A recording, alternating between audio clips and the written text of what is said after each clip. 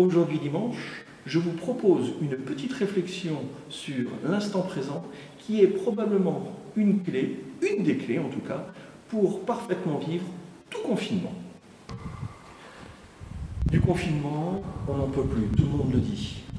Heureusement, on nous promet mi-juin la sortie de ce confinement, à condition que la date ne soit pas repoussée ou même que cette sortie du confinement soit interdite. Et vous le voyez, dès qu'on parle avec espoir de la sortie du confinement, dès qu'on évoque l'espoir de la sortie du confinement, on évoque aussi la possibilité que cela n'arrive pas. On évoque l'échec. Et c'est le propre de l'espoir de pouvoir connaître un échec, parce que l'espoir est une attente. Et l'espoir se distingue en ça de l'espérance qui est le secret du chrétien. L'espérance chrétienne, ce n'est pas du tout une attente, c'est une réception de cette vérité extraordinaire que le Christ, maître du temps et vainqueur de la mort, est ressuscité, est vivant. La victoire du Christ, elle est acquise et elle nous est donnée. Elle nous est donnée quand? Mais maintenant, dans l'instant présent. Il est donc intéressant de réfléchir, prendre un peu de temps pour réfléchir sur cet instant présent. Bien vécu dans l'espérance. L'instant présent m'ouvre d'abord au réel. Il me rend disponible au réel.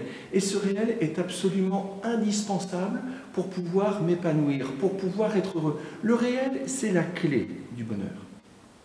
Mais, et il y a un mais, blessé par le passé, effrayé souvent par le futur, ou douloureux, souffrant dans le présent, je me fais souvent une fausse idée de ce qu'est la réalité, de ce qu'est le réel.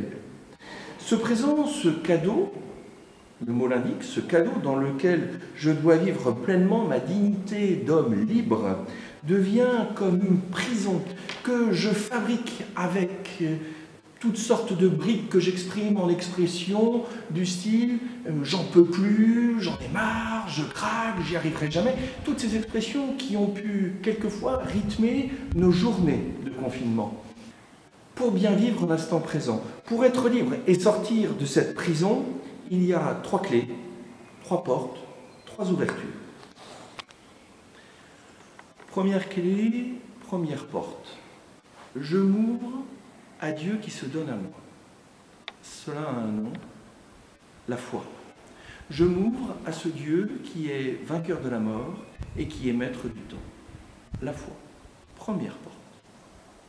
Deuxième clé, deuxième porte, deuxième ouverture. Je me rends disponible à l'autre. Cela a un nom, la bienveillance. Et parce que je suis ouvert à l'amour de Dieu, et parce que je suis ouvert à l'amour de mon prochain, que je reçois vraiment tel qu'il est, alors à ce moment-là, j'ai la possibilité de me diriger vers cette troisième autre porte, qui ne peut pas être ouverte sans les 2 premières, accepter, être ouvert à la réalité de la souffrance présente. Car voyez-vous, il n'y a que l'amour. Les 2 premières portes, l'amour de Dieu et l'amour de prochain, il n'y a que l'amour qui peut éclairer réellement, en profondeur, les ténèbres de la souffrance. Éclairé par cette petite réflexion sur l'instant présent, bien vécu, ancré dans l'espérance, je vous propose 2 petites réflexions et une prière. Éclairé par cette petite réflexion que nous avons eue sur l'instant présent parfaitement vécu et ancré dans l'espérance, je vous propose 2 petites réflexions et une prière. Première réflexion. Face à la réalité omniprésente et quotidiennement exposée sur nos écrans de la mort. Mort que nous avons donc partout durant ce confinement. Comment ai-je réagi ? L'ai-je accepté, cette idée de la mort, ou au contraire, l'ai-je fui ? Car il faudra bien un jour accepter et vivre pleinement cette réalité de la mort qui viendra tous personnellement nous toucher. Deuxième petite réflexion. Bien vivre l'instant présent dans toute sa profondeur, dans toute son épaisseur.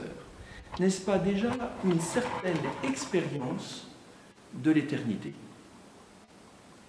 Enfin, je vous propose une prière, celle de Madame Élisabeth de France.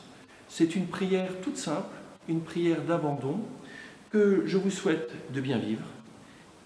Et en plus, je vous assure de la prière de tous mes frères et de moi-même.